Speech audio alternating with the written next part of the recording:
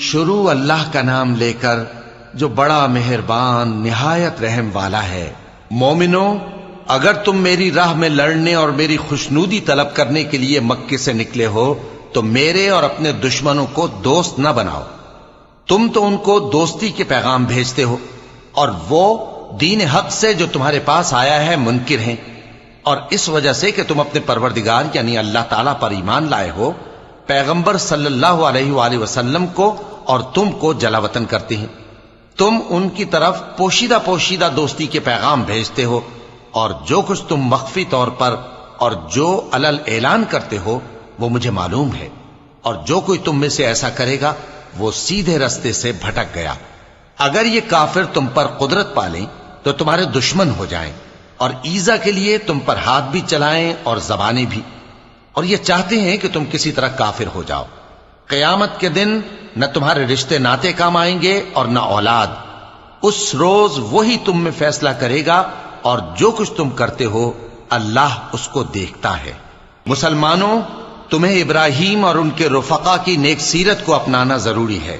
جب انہوں نے اپنی قوم کے لوگوں سے کہا کہ ہم تم سے اور ان بتوں سے جن کو تم اللہ کے سوا پوجتے ہو بے تعلق ہیں، ہم تمہارے معبودوں کے کبھی قائل نہیں ہو سکتے،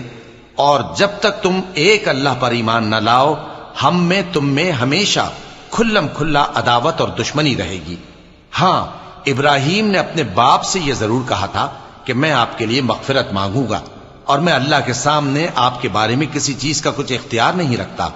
اے ہمارے پروردگار، تجھی پر ہمارا بھروسہ ہے اور تیری ہی طرف ہم رجوع کرتے ہیں، اور تیرے ہی حضور میں ہمیں لوٹ کر آنا ہے۔ اے ہمارے پروردگار، ہم کو کافروں کے ذریعے فتنے میں نہ ڈالنا، اور اے ہمارے پروردگار ہمیں معاف فرما، بے شک تو غالب ہے، حکمت والا ہے۔ تم مسلمانوں کو یعنی جو کوئی اللہ کے سامنے جانے اور روز آخرت کے آنے کی امید رکھتا ہو اسے ان لوگوں کی نیک سیرت اپنانی چاہیے، اور جو روگردانی کرے تو اللہ بھی بے نیاز ہے، لائق حمد و ثنا ہے۔ عجب نہیں کہ اللہ تم میں اور ان لوگوں میں جن سے تم دشمنی رکھتے ہو دوستی پیدا کر دے، اور اللہ قادر ہے اور اللہ بخشنے والا ہے، مہربان ہے۔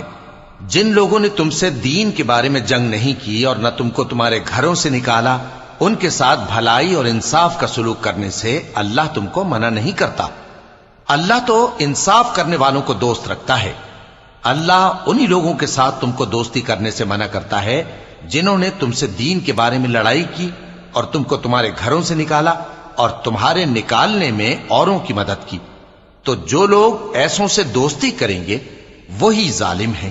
مومنو، جب تمہارے پاس مومن عورتیں وطن چھوڑ کر آئیں تو ان کی آزمائش کر لو، اور اللہ تو ان کے ایمان کو خوب جانتا ہے۔ سو اگر تم کو معلوم ہو کہ وہ مومن ہیں تو ان کو کفار کے پاس واپس نہ بھیجو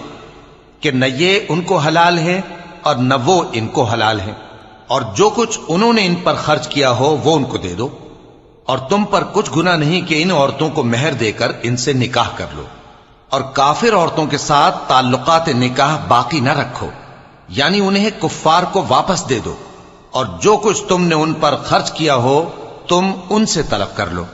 اور جو کچھ انہوں نے اپنی عورتوں پر خرچ کیا ہو وہ تم سے طلب کر لیں۔